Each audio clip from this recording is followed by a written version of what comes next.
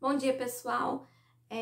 Dando aqui continuidade com o tema Psicologia e Contexto Sociocultural. Eu tô postando esse vídeo com uns diazinhos de atraso do combinado. Eu vou buscar seguir mais à risca aí para postar nas segundas e quintas-feiras. No vídeo passado, eu falei um pouco sobre o conceito de cultura, sobre estudos clássicos sobre a formação do Brasil e também ilustrações, e deixei como questão final a questão da brasilidade, de uma identidade nacional. Bom, a brasilidade, essa busca, né, por um entendimento sobre brasilidade, sobre a nossa identidade nacional, nada mais é que uma pergunta sobre quem nós somos, né, sobre quem nós somos e como compartilhamos esse lugar de origem, né, chamado Brasil. A Maria Isaura de Queiroz, ela tem um artigo em que ela desenvolve a diferença entre identidade cultural e identidade nacional. É algo que eu acho muito interessante para trazer aqui nesse vídeo. No entanto, eu vou colocar entre parênteses aqui que eu estou usando como identidade a definição do Antônio Ciampa, num livro que se chama Psicologia Social, o Homem em Movimento. É um livro organizado e escrito, né, pela Silvia Elane e pelo Wanderlei Codo, onde ele tem esse capítulo em que ele fala que a identidade, ela tem a ver com transformação, tem a ver com movimento e tem a ver com essa questão sobre quem nós somos. Então, a partir desse olhar de identidade, que eu estou trazendo aqui esses conceitos de identidade cultural e identidade nacional. A identidade cultural, para ela, vai dizer mais, para a Maria Isaura de Queiroz, vai dizer mais da internalização do patrimônio cultural. Então, o que é o patrimônio cultural? É aquilo que eu defini e conversei com vocês no vídeo passado, né? É aquele conjunto de crenças, de valores, de experiências e como que a gente vai internalizar isso dentro de nós. No caso da identidade nacional, ela vai ter mais a ver com o exterior. Então, ela vai ter a ver, e eu vou usar inclusive as palavras da socióloga, com a unificação das coletividades dos patrimônios diversos. Então, ela, na verdade, essa identidade nacional, ela vai reivindicar a diferença. Então, ela vai nos unir enquanto coletividade para coexistir a partir das nossas diferentes identidades culturais.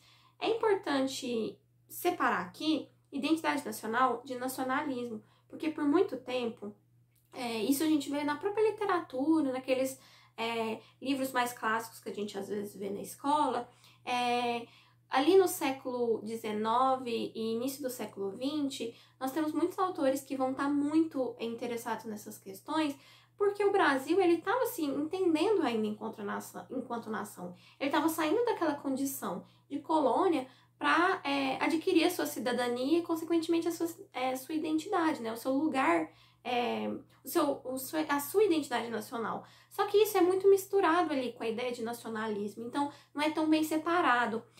Nas pesquisas que eu fiz, até tanto pesquisas que eu já tinha um pouco de conhecimento, e nessas que eu fiz aqui para esse vídeo, eu vi que hoje em dia isso é mais bem definido. Então, a identidade nacional, a identidade nacional, como essa definição da Maria Isaura de Queiroz, né? Então, esse patrimônio, essa marca da diferença, né, do nosso patrimônio cultural, e o nacionalismo mais como uma dedicação e lealdade em prol da nação, e como que a gente se envolve no entorno dessa dedicação e lealdade para, de certa forma, apagar, né, as diferenças, porque, então, o nacionalismo, ele envolve mais um apagamento dessas diferenças. Eu achei interessante de trazer isso aqui para vocês, né?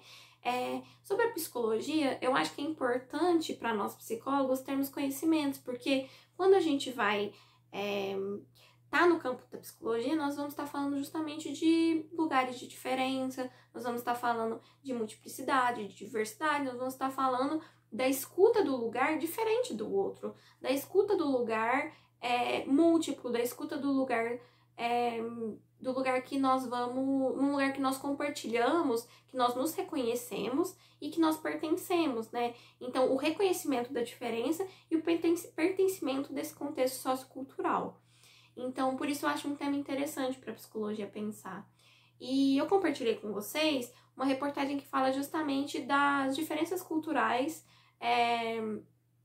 da vivência da pandemia. Eu acho isso bem interessante, porque nos últimos anos a gente vê um aumento da globalização, né? Então, até por isso, alguns autores veem que os estudos, esse interesse, por exemplo, na literatura, nos livros sobre a identidade nacional foi diminuindo, né? Porque hoje vão se criando outras formas, né, dessa identidade nacional ser questionada e ser discutida. Não tanto para aqueles livros clássicos que a gente vê na escola, né? Isso mudou. E muito tem a ver com essa globalização, né? No entanto, com a pandemia, a gente vê a influência, a gente vê a importância da cultura ainda, das culturas diferentes, das culturas diversas, porque cada espaço, cada contexto sociocultural vai lidar de forma diferente. Então, aqui no Brasil, a gente, talvez seja interessante nós pensarmos o que nós temos de potência enquanto cultura, né? Enquanto essa coexistência de culturas que pode potencializar na reação frente à pandemia. Então, por exemplo, alguns autores analisam como característica grande dos brasileiros e do Brasil como um todo a inventividade. Então, como que a partir dessa inventividade nós podemos criar soluções frente a essa situação. Acho que 2 pontos que vale destacar aqui no final. Primeiro, que não é porque essas teorias são clássicas, são teorias assim muito estudadas, referenciadas, que elas não são questionadas. Hoje, por exemplo, nós temos um sociólogo, que é um sociólogo bem relevante, que é o Gessé Souza, que ele critica e contra-argumenta muitas dessas teorias, principalmente Gilberto Freire e Sérgio Buarque de Holanda, são autores que ele contra-argumenta. Então, a gente vê que são debates ainda muito presentes, são debates que ainda estão fomentando o campo de conhecimento e o nosso campo do saber, né? E outra coisa é que eu passei, principalmente no vídeo anterior, muitos desses clássicos para vocês, né? Citei alguns estudos, mas são textos muito complexos, são textos muito longos. Então eu deixo até como uma sugestão final, num dos artigos que eu estava olhando, um artigo da professora Eliane Domingues e da Cecília Marques, onde elas fazem uma revisão bibliográfica sobre identidade nacional, elas explicitam bem essa questão da literatura, né?